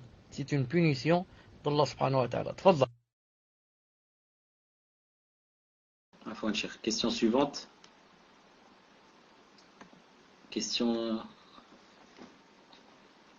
frère ou d'une sœur qui dit est-ce que les gens qui récitent al-Fatiha dans leurs invocations sont dans l'erreur, sachant qu'ils se basent sur le hadith qui parle des mérites de cette sourate, notamment qu'elle exauce les invocations. Barakallahu fikum, cheikh. Naam, ils sont dans l'erreur. Car il n'y a pas un hadith authentique qui dit que celui qui lit la Fatiha, il va lui exaucer ses invocations. Si la sœur telle qui dit cette chose, qu'elle nous le montre, Inch'Allah Ta'ala. Peut-être qu'il y a un hadith que je ne connais pas. Et d'après ce que je sais, il n'y a pas un hadith en ce sens. Naam. Le hadith que j'avais cité tout à l'heure de Man kanat hammuhu al-akhirah, etc., que j'ai cité en arabe, c'est bien si c'est possible de le mettre chez l'un des admins, de le mettre dans un fichier comme ça, Inch'Allah Ta'ala. Si j'ai besoin de ce hadith, vous pouvez le faire sortir, bi'idhnillahi ta'ala. Tfadhal. Non, cher. Juste pour dire que c'est Allah qui exauce ses invocations et pas la Fatiha. La question suivante d'un frère qui dit il y a une chose qui est beaucoup répandue, c'est que les gens dans les mosquées gardent leur place. C'est-à-dire qu'ils les réservent avant l'heure de la prière. Ils posent leurs affaires, leurs tapis, etc. Tout cela pour garder la place du premier rang, etc. Est-ce qu'il y a un mal ou pas dans cela? Normalement, dans cette question, il y a deux choses. La première, le fait de prendre une place, toujours à la même place.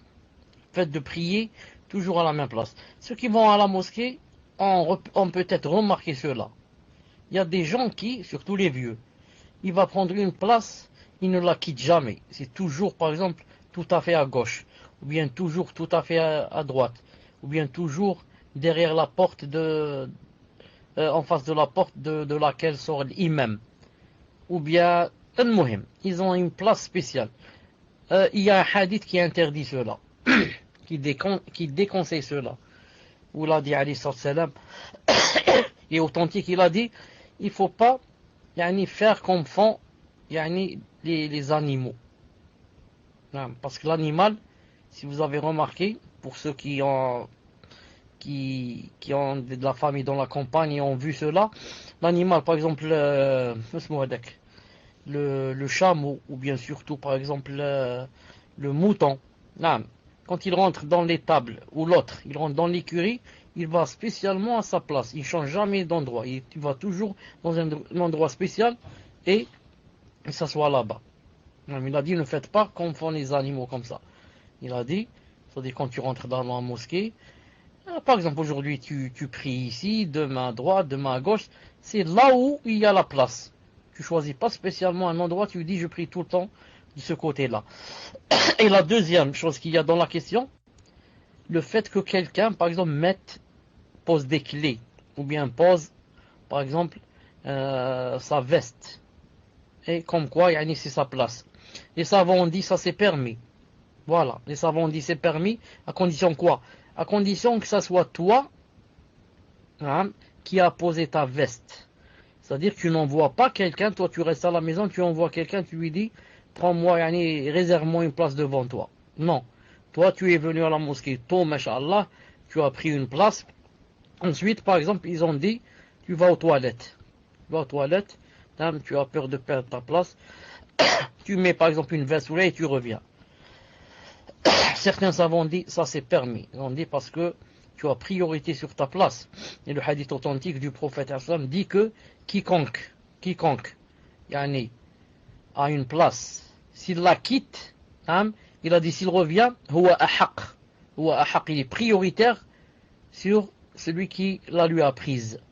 Mais tout cela à condition que ce soit toi qui a pris ta place et non pas une autre personne qui te l'a réservée. Wallahu azza wa jal a'lam. Tfadlal. Barakallahu fikum, cher. Question suivante. Question d'une sœur qui dit: mon père consulte souvent les sorciers pour nous faire du sihr à moi et mes frères. Dès qu'on lui rend visite, nous tombons malades. Alors à chaque fois, je l'appelle ou je le vois pour garder les liens de parenté, mais j'ai peur. Donc quel conseil me donner pour ne pas couper les liens de parenté, cher? Barakallahu fikum. J'étais en train de lire quelque chose en PV, de répéter la question, jazakallahu khairan. Naam, cher, c'est la question d'une sœur donc qui vous demande: mon père consulte souvent les sorciers pour nous faire du sihr à moi et mes frères. Dès qu'on lui rend visite, nous tombons malades. Alors à chaque fois je l'appelle ou le vois pour garder les liens de parenté, mais j'ai peur. Donc quel conseil me donner, cher, pour ne pas couper les liens de parenté? Il faudrait avoir des preuves, comme on dit, tangibles. Non. Ce n'est pas dire cela par exemple en se basant sur des soupçons. Je soupçonne mon père parce que je sais qu'il a l'habitude de fréquenter les sorciers, donc il me fait du sihr ou ceci, cela. Si on a des preuves, comme on dit, indubitables, qui ne peuvent être rejetées, dans ce cas, c'est permis de ne pas le rencontrer. Et alors pour ne pas perdre le lien de parenté, je peux le faire par téléphone. Tant que j'ai son numéro et on n'habite pas ensemble, je lui téléphone presque quotidiennement, ou bien une fois par semaine, ou bien d'après les habitudes chez vous. Et en ce sens, tu auras gardé d'un côté le lien de parenté, et de l'autre, tu te serais éloigné des préjudices qu'il pourrait éventuellement te causer bi'idhnillah subhanahu wa ta'ala. Et dans ce cas, devant Allah subhanahu wa ta'ala, si c'est sûr, comme j'ai dit, que tu as les preuves, dans ce cas, tu es excusé. Pourquoi? Parce que c'est lui qui a coupé les liens. Et c'est pas toi. C'est lui, en faisant le sihr, qui t'a poussé à couper le lien. Donc ce n'est pas toi la faute bi'idhnillahi ta'ala. Tfadlal. Barakallahu fikum, cher. Il me semble que c'était une question qui n'a pas en rapport avec le cours, c'est pour ça. Tu peux confirmer. Donc, question suivante, cher. Question d'une sœur qui dit: une sœur a commencé un travail d'été où elle peut porter son voile, masha'Allah. Elle portait aussi une abaya jusqu'au moment où on lui a demandé de retirer sa abaya et de porter un pantalon à la place, pour soi-disant des raisons de sécurité. Elle aimerait savoir est-ce que c'est permis pour elle de rester en pantalon, sachant qu'elle met tout de même une blouse qui arrive au niveau des genoux, cher. Jazakumullahu khairan. Je lui dis, Inch'Allah ta'ala, que ce n'est pas permis pour une femme de mettre un pantalon. Au point, Cheikh bin Uthaymin a dit, la femme, quand elle est seule dans la maison, seule, et c'est interdit qu'elle mette le pantalon. Quand elle est seulement avec son mari, et c'est interdit qu'elle mette le pantalon. Pourquoi? Le pantalon, c'est un habit de l'homme. Et Allah Ta'ala a maudit les femmes qui se font ressembler aux hommes et les hommes qui se font ressembler aux femmes. Pour que vous compreniez encore mieux et plus, on va supposer le contraire. Un homme qui est seul dans la maison, il va mettre une robe. Il va dire, il n'y a personne qui me voit et personne ne peut rire de moi. Et dans une jupe ou une robe, il va marcher avec dans la maison. Qu'est-ce qu'il y a? Il s'est fait ressembler à une femme et il est devenu maudit. La même chose pour la femme. Certains qui ont permis pour la femme de mettre un pantalon, certains ont dit dans ce cas à condition qu'il ne soit rien visible de lui.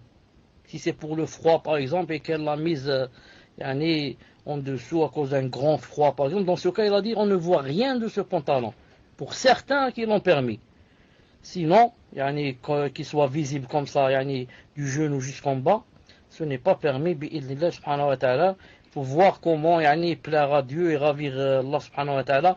Et Allah ta'ala fera une solution. Si c'est question de travail, d'argent, etc., je préfère ravir Allah subhanahu wa ta'ala plutôt que ravir ce patron qui ne connaît rien dans la religion et qui veut que je fasse ce qu'il veut lui. Naam, Allah Ta'ala fera une solution. Tfadlal. Barakallahu fikum, cher. Question suivante. Question d'un frère qui dit: vous avez démontré l'égarement des personnes qui fêtent le Mawlid Nabawi par des chants, des animations et des buffets de nourriture. Et ceci est organisé chaque année par les Ahbash. Wallahu al-Musta'an. Cependant, vous n'avez pas évoqué la catégorie des gens qui jeûnent ce jour-là, du mois de Rabi' al-Awwal, en se basant sur le hadith authentique dans lequel le prophète sallallahu alayhi wa sallam nous informe qu'il jeûne le lundi, car c'est le jour au cours duquel il est né. Pouvez-vous, min fadlikum cher, nous confirmer que ceci est une bid'a, reste une bid'a, et une pratique issue d'une mauvaise compréhension du hadith? Comment doit-on comprendre la parole du prophète sallallahu alayhi wa sallam? Barakallahu fikum wa hayakumullah, cher. Jazakallahu khairan. Afwan, si tu pouvais relire la question, mais seulement à partir du hadith. C'est-à-dire, il a parlé, ensuite il a dit, les gens qui jeûnent se basant sur un hadith. Quel hadith et quel jour ils jeûnent? J'ai pas bien compris. Tfadlal. En fait, cher, il parle du hadith dans lequel le prophète a dit qu'il jeûne le lundi car c'est le jour au cours duquel il est né. Donc comment comprendre ce hadith, cher? Notamment en raison du fait que certains utilisent ce hadith pour dire que c'est une sunna de jeûner pour le Mawlid al-Nabawi. Donc ils jeûnent. Bon, il y a certains qui font des chants et autres, mais certains jeûnent. Il dit non, on ne fait pas de chant, on ne fait pas de nourriture ni rien. On jeûne. Parce que le prophète ﷺ a dit dans le hadith qu'il jeûne le lundi car c'est le jour au cours duquel il est né. Donc comment comprendre ce hadith? Est-ce que c'est une bonne compréhension? Et comment leur répondre? Barakallahu fikum. نعم le frère il est des ahbash. Il est ahbash. qu'Allah subhanahu wa ta'ala, qu'est-ce qu'on demande nous? Qu'Allah subhanahu wa ta'ala les guide. Qu'Allah ta'ala les guide. Qu'Allah ta'ala les guide. Parce qu'ils sont vraiment loin de l'aqida d'abord. À part la sunna. Dans la aqida. Abu Hanifa rahimahullah ils suivent Abu Hassan al-Ash'ari. Non. Ils suivent personne. Ils suivent leur passion, c'est tout. Ils suivent leur passion, c'est tout. S'ils sont sincères, qu'ils lisent le livre Al-Inaba de Abu Hassan al-Ash'ari. Non. Qu'ils lisent Maqalat Islamiyya. Où Cheikh Abu Hassan al-Ash'ari atteste qu'Allah Ta'ala a un visage, qu'il a les mains, qu'il a le rire, qu'il a la descente. Qu'est-ce qu'ils font de ces hadiths? Alors dans ce cas, ils se désavouent de Abu Hassan, ils disent khlas, c'est plus Abu Hassan. Qu'ils lisent alors le fiqh al-akbar de Abu Hanifa, puisqu'ils disent non, on suit Abu Hanifa. Tu suis Abu Hanifa, pourquoi tu lis pas son livre le fiqh al-akbar, où il dit qu'Allah subhanahu wa ta'ala est sur le trône, qu'Allah ta'ala descend, qu'Allah ta'ala a deux mains? Pourquoi tu lis pas ça? Khlas, Abu Hanifa, dès qu'il te contredit tes passions, tu te désavoues de lui, tu l'aimes pas. Ensuite, ce qu'ils ont de très mauvais, les ahbash, c'est que c'est une secte qui emploie la violence. La violence. C'est-à-dire, s'ils voient que tu fais un débat avec lui, tu veux pas aller suivre ce qu'il dit ou là, ils peuvent te frapper. Ils ont frappé beaucoup de frères, jusqu'à les envoyer à l'hôpital. Qu'Allah Ta'ala leur brise le dos. À part que pour eux, comme j'avais dit, tout est permis. La musique est permise. La cigarette est permis, la mixité est permis, ne pas se voiler est permis, mettre juste un petit bandeau, comment ça s'appelle, sur la tête, ça c'est permis, ça suffit. Un pantalon et un petit foulard sur la tête, ça suffit. Même si elle fume, la cigarette, c'est pas interdit, ça fait rien. La musique, Allah yahdihum. On revient, on dit, on parlait de quoi? Une seconde. Le hadith du prophète sallallahu alayhi wa sallam. D'abord je dis à ce frère Inch'Allah Ta'ala que reste beaucoup de choses à dire dans le prochain cours Inch'Allah Ta'ala, où j'ai tout préparé, mais qaddar Allah, le programme n'a pas marché. Secondo, le hadith du prophète sallallahu alayhi wa sallam, en parlant du lundi, il a dit c'est un jour, parce qu'il jeûnait le lundi, il a dit c'est le jour où je suis né et c'est le jour où j'ai été envoyé aussi. C'est comme s'il nous montrait que, si nous, on devait fêter quelque chose, alors on devait fêter comme il a dit. Il a dit parce que je suis devenu prophète un lundi. Et je jeûne le lundi. Donc nous, on doit jeûner le lundi, si on veut, mais si on peut aussi, pour prouver vraiment qu'on a reconnu sa risala, qu'il est messager. Et que c'est vraiment un modèle pour nous. Donc, voilà comment il faut comprendre le hadith. Il a dit lundi, il n'a pas dit je jeûne ou là j'ai jeûné lundi 12. Non, il n'a pas dit je suis né lundi 12. Rabi' al-Awwal. Mais il a dit je suis né un lundi. Donc si vraiment tu aimes le prophète islam, somme, jeûne le lundi, bi'idnillahi ta'ala. Et non pas le jour où il est né, car si c'était vrai qu'il voulait dire on jeûne le jour où il était né, alors pourquoi les sahaba n'ont pas jeûné le jour où il était né? Pourquoi ils ne jeûnent pas le Rabi' al-Awwal? Pourquoi aucun sahabi il n'a été cité de lui qu'il jeûnait?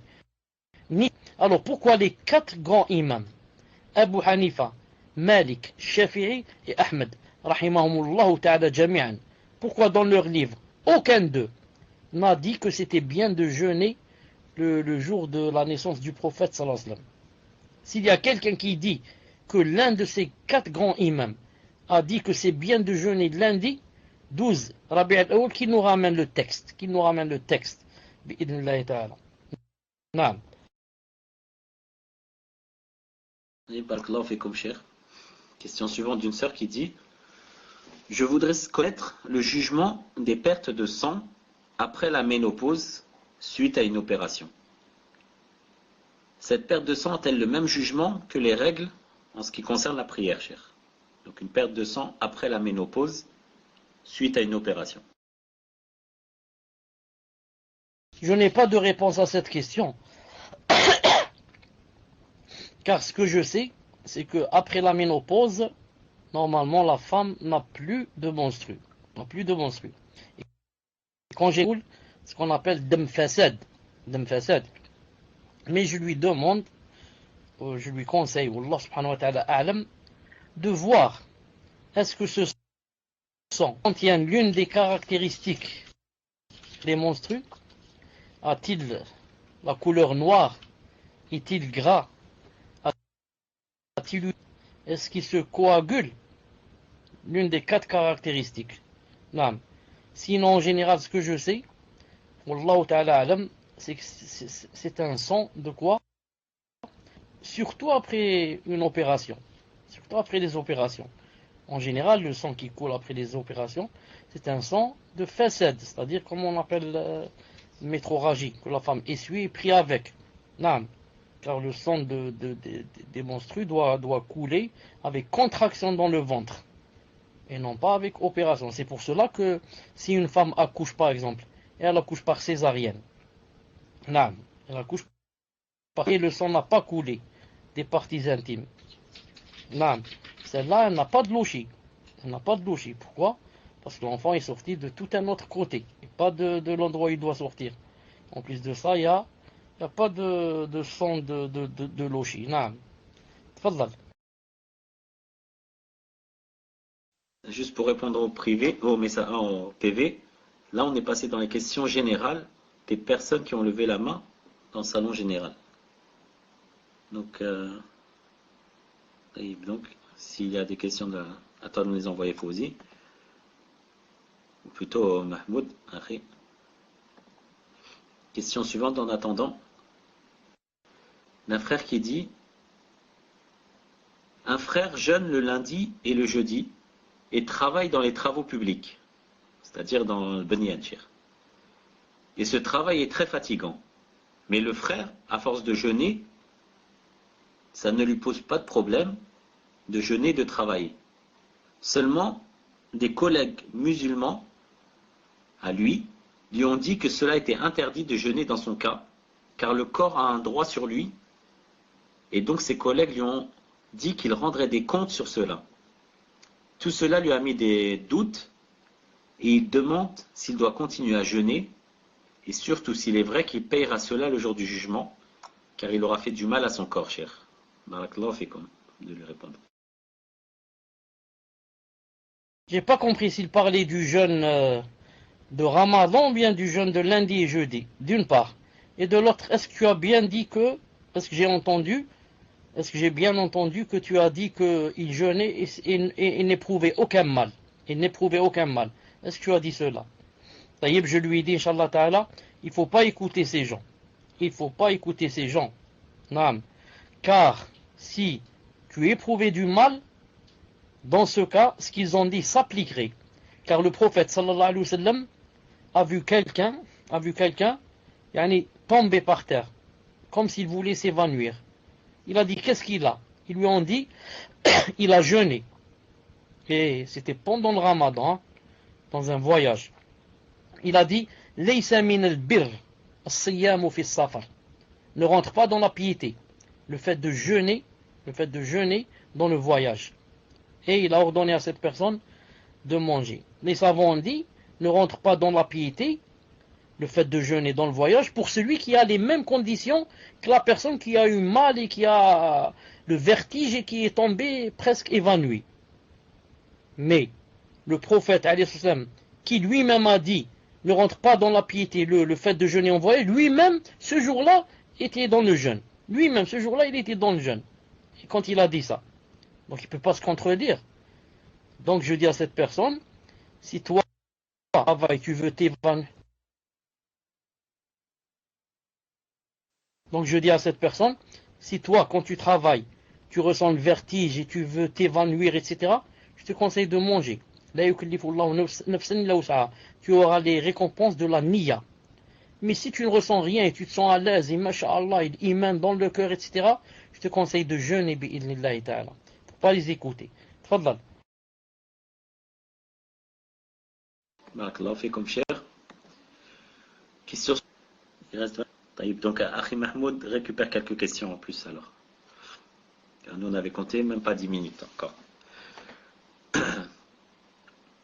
Donc, question suivante d'une sœur qui dit, on m'a posé la question suivante. Donc, la sœur dit qu'on lui a posé cette question. Allah Ta'ala dira dans le sens, le jour de la résurrection, au kafir, je t'ai donné dans la dunya, mais là, il n'y a plus rien pour toi. Il y a aussi le hadith qui dit dans le sens qu'il n'est pas possible qu'une personne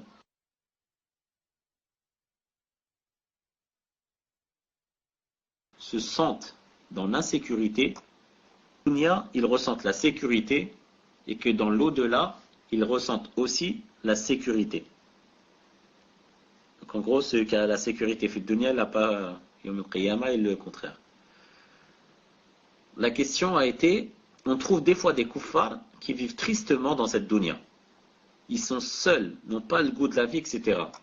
Donc comment comprendre les deux hadiths du dessus? Donc par rapport au premier hadith, elle dit, j'ai répondu à la personne que ce kafir, Allah Ta'ala lui a donné la santé, la vue, l'ouïe, à manger, un toit, etc. Dans ce sens, il lui a donné dans la dunya, mais il n'aura rien dans l'au-delà. Et en ce qui concerne le deuxième hadith, je n'ai pas su répondre clairement. Donc ma première réponse est-elle juste? Et que dire du deuxième hadith, cher? Barakallahu fikum. La première réponse est juste. Même si maintenant je ne me rappelle pas à 100%, il y a le hadith qui dit que je te donner dans la dunya, je te donne rien maintenant. Ce texte, je ne l'ai pas maintenant entre mes yeux. Quant à la deuxième réponse, quand Allah Ta'ala, celui qui était en sécurité dans la dunya ne l'aura pas dans l'au-delà et vice versa, c'est pas la sécurité dans le sens que vient de dire la sœur, c'est-à-dire qu'il est triste et ceci, cela. Non, non, ça n'a rien à voir. Sécurité dans le sens, c'est-à-dire celui qui, dans cette dunya, m'a craint, n'aura pas peur de moi, Yawm al-Qiyamah. Et celui qui, dans cette dunya, était en sécurité, dans ce sens, ne m'a pas craint. Naam. Celui-là, je lui ferai peur, Yawm al-Qiyamah. C'est comme ça que je voulais expliquer le hadith. C'est ça le sens du hadith. Sens dans sécurité. Naam. Donc ce kafir dont elle est en train de parler, qui est triste, qui est ceci, qui est cela, qui veut même se suicider. Est-ce qu'il a eu peur d'Allah un jour? Il n'a pas eu peur d'Allah. Il était vraiment à côté de la plaque. Donc il aura peur Yawm al-Qiyamah d'Allah subhanahu wa ta'ala. Voilà, Inch'Allah ta'ala, la réponse et comment il faut comprendre le hadith. Tfadlal. Barakallahu fikum, cher. Question suivante d'une sœur qui dit, une musulmane qui travaille demande, a-t-elle le droit de prier dans sa voiture, c'est-à-dire assise, car elle ne trouve pas d'autre endroit, cher? Barakallahu fikum. Je n'ai pas compris la relation du travail avec la voiture. Comment ça? Tfadlal. De ce que j'ai compris, comme sur son lieu de travail, elle n'a pas d'endroit pour prier, elle n'a trouvé aucun endroit pour aller prier, donc elle va dans sa voiture et elle prie assise, car elle n'a pas trouvé d'autre solution. Est-ce que cela est permis, cher? Comment se fait-il que dans tout le travail, elle ne trouve pas une place où elle peut se mettre debout? Je dis, toute personne qui peut prier debout, sa prière en étant assis est nulle. Vous le savez ça. Qui peut prier debout, si elle prie assis, sa prière est nulle. Car l'une des conditions de la prière, c'est de la faire debout. Mais si une personne n'a plus de solution que de choisir entre prier assis ou bien regrouper la nuit. Elle prie assis, c'est mieux que de regrouper la nuit. Comme ça disent les savants. Pour que j'aille vers ma voiture, quand j'arrive devant ma voiture, je suis debout. Donc si je peux prier, pourquoi je prie pas? Je pose un tapis et je prie en mettant par exemple ma voiture dans le sens de la Qibla pour que les gens ne passent pas par exemple entre moi et la Qibla. C'est à elle de voir. Si elle peut prier debout, elle doit prier debout. Non. Et si il n'y a pas d'autre solution qu'elle est tout le temps dans un bureau coincé, on n'a pas le droit de sortir du bureau, elle prie assis et elle ne regroupe pas les prières. Mais je pense que, Allahu a'lam, que toute personne doit faire des efforts comment prier ne serait-ce qu'en cachette. En cachette, je rentre dans une pièce où je ne sais où,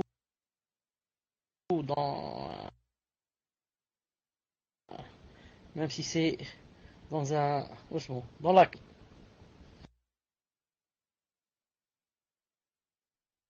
تفضل.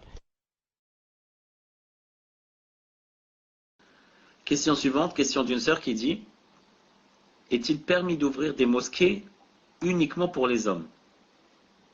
Alhamdoulilah, cher. Donc, est-il permis d'ouvrir des mosquées uniquement pour les hommes? En France, cela est très courant, surtout pour les mosquées salafis. Je tiens juste à préciser, cher, et souvent c'est fait parce qu'il n'y a pas beaucoup de place, donc ils préfèrent réserver l'ensemble aux hommes. Wallahu a'lam. C'est vrai. Si, parce que pour l'homme, la prière est obligatoire dans la mosquée. Donc la femme doit prier à la maison. Car même quand elle vient prier à la mosquée, même si ce n'est pas interdit pour elle, le prophète a dit Wa buyutuhunna khayrun lahunna. Et leurs maisons sont mieux pour elles. C'est-à-dire qu'une femme, on a deux femmes. On va prendre Samira et Karima. Samira va prier à la mosquée et Karima va prier à la maison. Karima aura plus de récompenses que Samira qui est allée prier à la mosquée. Pourquoi? Car le prophète a dit et leurs maisons sont mieux pour elles. Donc c'est comme ça, si la mosquée est petite, on préfère la laisser pour les hommes. Car pour eux, s'ils ne prient pas à la mosquée, il a des péchés. Quant à la femme, non. Si elle prie à la maison, elle a beaucoup plus de ajr qu'à la mosquée. Wallahu ta'ala a'lam. Tfaddal. Barakallahu fikum, cher. Question suivante d'un frère qui dit, et après Mahmoud, j'attends d'autres questions, il dit: un frère qui est attiré par les hommes s'est repenti, puis est retourné dans ce péché. Il est possédé, il fait ruqya, il essaie de patienter et s'est de nouveau repenti. Il suit le munhaj, alhamdulillah, et reprend son din. Un frère de son entourage de la mosquée où il allait prier a connu ses secrets et son passé, et a parlé de lui et lui a fait une mauvaise réputation. Le déshonneur a frappé le frère éprouvé par la calamité du peuple de Lot au sein de la Jama'a dans la ville où il habite. Abdul Malik al-Ferransi avait donné un cours et a dit que dans ce genre de cas, il fallait changer de ville pour que le repentir soit complètement accepté. Le frère en question est efféminé et depuis cette fitna, il a très honte de retourner auprès des frères. Il se sent mal dans sa peau et seul. De plus, il est impuissant pour les rapports envers les femmes et ne peut donc pas se marier. Le frère souhaite savoir si le prophète ﷺ a parlé de ce genre de situation et comment peut-il patienter pour résister à la tentation jusqu'à sa mort. Conseillez-le s'il vous plaît, cher. Il souffre beaucoup de cette différence qui le touche. Et je demande aux personnes qui assistent au cours et à vous, chers, de me pardonner de la longueur de la question et je demande à Allah qu'il illumine les musulmans de la lumière de l'islam authentique et ramène les innovateurs à la voie de vérité. Amin. Wa alaykum salam wa rahmatullah. Est-ce que vous m'entendez?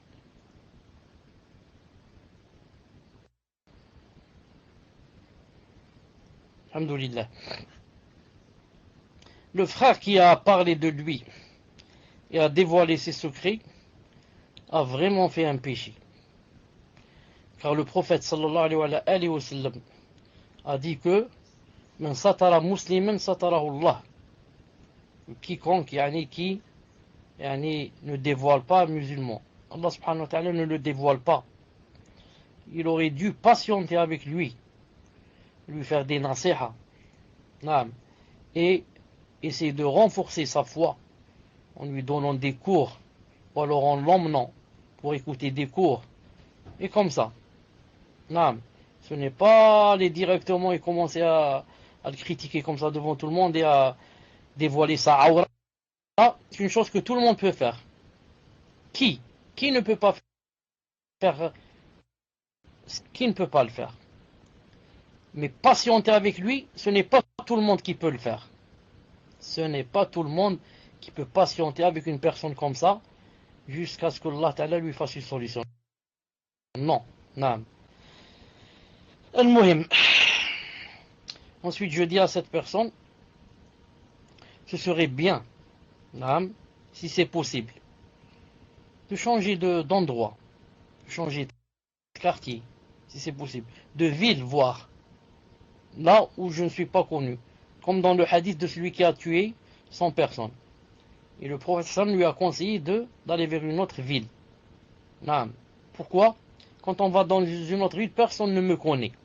Je peux donc commencer à zéro. Bi'idhnillahi ta'ala. La deuxième des choses,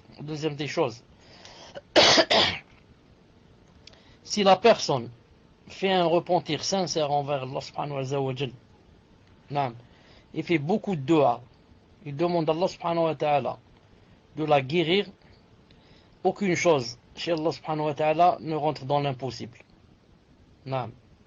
Et la personne peut, bi'idhnillahi ta'ala, en s'aidant, lorsque Allah subhanahu wa ta'ala l'aide à recouvrer, c'est-à-dire elle peut réavoir la chose qu'elle n'a pas.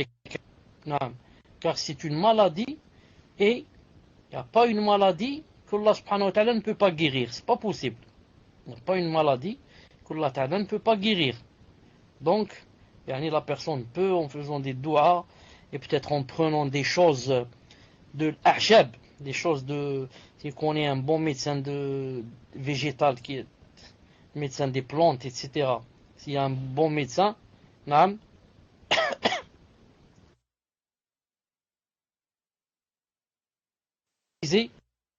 je dis avec aussi un médecin qui connaît l'ahshab, comment on dit l'ahshab, médecin de l'ahshab, plante médicinale ou quelque chose comme ça, sur un bon médecin, il se peut que Allah Ta'ala fasse de lui une cause pour sa guérison. Ensuite, ce qui est très important, et c'est avec cette chose que je vais finir cette question, Inch'Allah Ta'ala, c'est que la personne, si elle veut s'éloigner de cette chose pour Allah Ta'ala, pour son visage, d'un côté, Allah Ta'ala l'aidera. Car comme il a dit dans le Coran, il a dit si Allah Ta'ala sait qu'il est dans vos cœurs, il vous donne du bien. Ça c'est premièrement. Deuxièmement, ce qui compte, s'il nie de cette chose, il ne doit pas côtoyer les gens qui ont le même vice. Il doit s'éloigner des gens et de ses anciens amis qui ont le même vice. J'ai dit tout à l'heure, il serait bien qu'il quitte carrément la ville et de changer de connaissance et tout que Allah. Il prie à l'heure, il jeûne, il ceci, cela. Allah subhanahu wa ta'ala lui transformer sa vie. Il va l'aider et lui donner une issue à laquelle il ne s'attendait pas. Comme il a dit dans le Coran. Et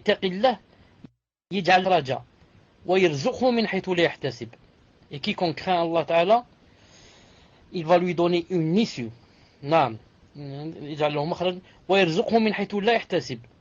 lui donne le secours ou bien la subsistance d'où il ne s'y attendait pas. Que Allah subhanahu wa ta'ala aide notre frère et le guérisse et raffermisse son cœur et accepte sa tauba et lui ouvre ses portes.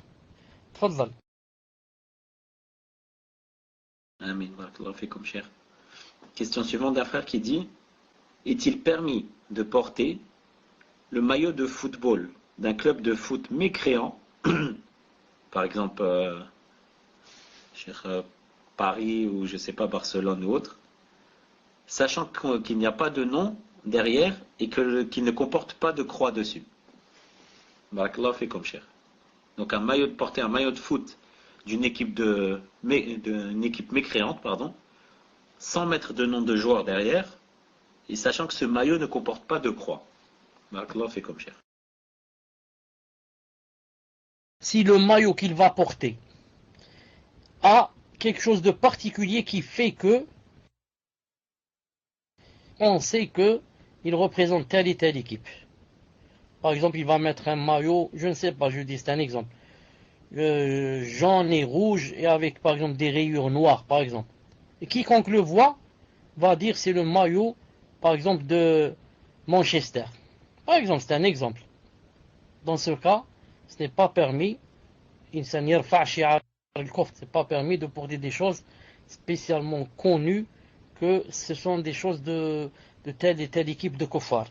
Même si ça porte pas de nom, mais ça porte des indices très clairs que c'est de telle et telle équipe. Surtout si l'équipe c'est Kofar, si c'est musulman plus ou moins. Comme ça disent les savants, moi je lui conseille pas. Maintenant, s'il veut teinter, si le tricot il veut ou bien le sens qu'il soit d'une autre couleur ou bien tout à fait noir ou bien dans ce cas il n'y a pas de ta'ala. Il faut qu'il sorte de quoi, de la spécificité de la ressemblance aux mécréants. Tfadlal. Barakallahu fikum, cher. Question suivante d'un frère qui dit: ma question concerne le raccourcissement de la prière lors du voyage. Il m'a été rapporté que Cheikh Al-Hajj, vers un lieu où elle se sent à l'aise, par exemple chez ses parents, elle ne doit pas raccourcir ses prières. Donc je répète, Cheikh, et Inch'Allah on finira sur cette question. Donc ma question concerne le raccourcissement de la prière lors du voyage. Il m'a été rapporté que Cheikh Al-Albani, rahimahullah, a dit que lorsqu'une personne voyage vers un lieu dans lequel elle se sent à l'aise, par exemple chez ses parents, vous m'entendez ou pas? Alhamdoulilah. Donc si la personne voyage vers un lieu dans lequel elle se sent à l'aise, par exemple chez ses parents ou autres, elle ne doit pas raccourcir ses prières. Pouvez-vous m'éclairer sur ce sujet, cher? Je ne connais pas la parole de l'Albani rahimahullah sur cette question. C'est-à-dire que je ne me rappelle pas avoir lu ou bien lu que Cheikh Al-Albani a dit comme ça.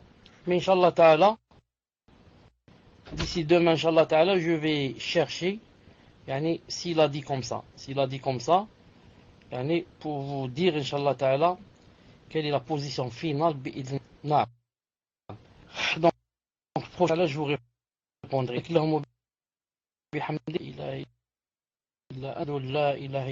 تفضل.